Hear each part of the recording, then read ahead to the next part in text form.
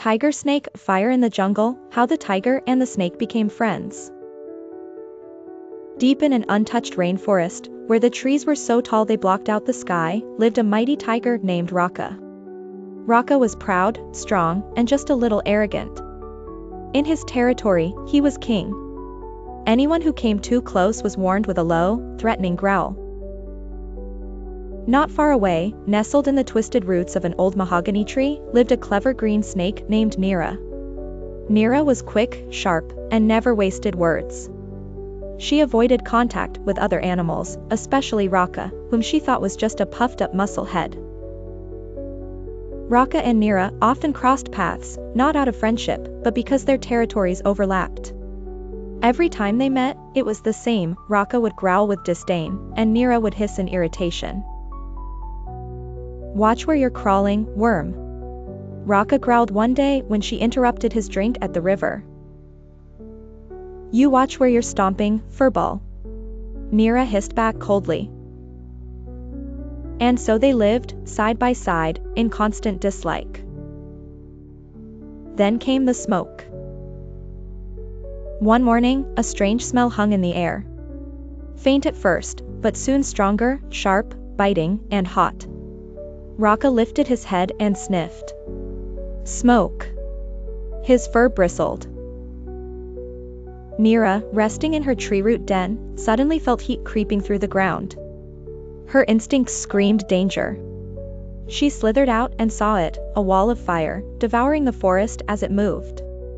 Leaves hissed, animals ran in panic. Chaos. Raka sprinted toward the old riverbed that usually held water, but during the dry season, it was almost dry. Only muddy puddles remained. The fire moved too fast. He was surrounded. Nira was quick, but she had one disadvantage: the fire was coming from the exact direction she had to flee. Thick smoke blinded her. She smelled scorched leaves, burning wood, and something else. Raka. Raka, she called out, hissing and coughing. The tiger turned in surprise. What are you doing here?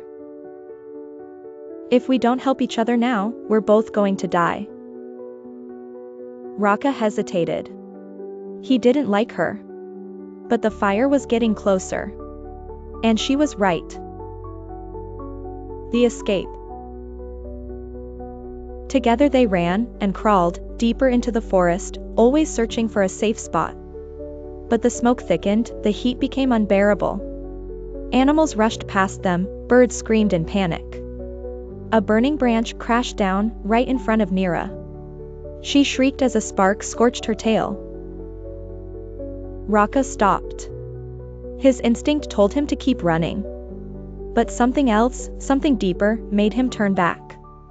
He leapt toward her, gently grabbed the injured snake by the neck with his teeth, and carried her away from the flames. Thank you, Nira whispered once she could breathe again. It's fine, Raka murmured. We're not safe yet. Suddenly, they heard rushing water. A hidden waterfall. Raka charged forward, Nira clinging to his back. They pushed through thick underbrush and reached a deep rocky ravine with a clear pool at the bottom. The fire hadn't reached this place yet. They jumped in, and for the first time since morning, they could finally breathe. After the fire. Days later, the fire finally died down and the smoke began to clear. The forest had changed, blackened, charred, and quiet. Many animals had moved on. But Raka and Nira stayed. Since that disaster, they were inseparable. The tiger helped the snake hunt, bringing her wounded animals she could paralyze with a bite. Nira, in turn, warned Raka of dangers he couldn't see: traps, snares, humans. They talked more. They even laughed. And for the first time, Raka asked Nira about her life and listened. She told him of lonely nights, fear, and solitude. And he shared what it was like to be strong, but alone. A new life. Months passed. The forest began to heal, green shoots pierced through scorched soil, birds returned, life slowly woke up again. Raka and Nira became legends. The animals who once feared them now greeted them with respect. They spoke of the strange pair who had survived fire and death, because they stuck together. And sometimes, when the sky turned orange and the sun sank low, you could see Raka lying on a rock, with Nira curled beside him. Two creatures, as different as day and night, and yet, the best of friends. Tiger snake, the end, or the beginning of a great friendship?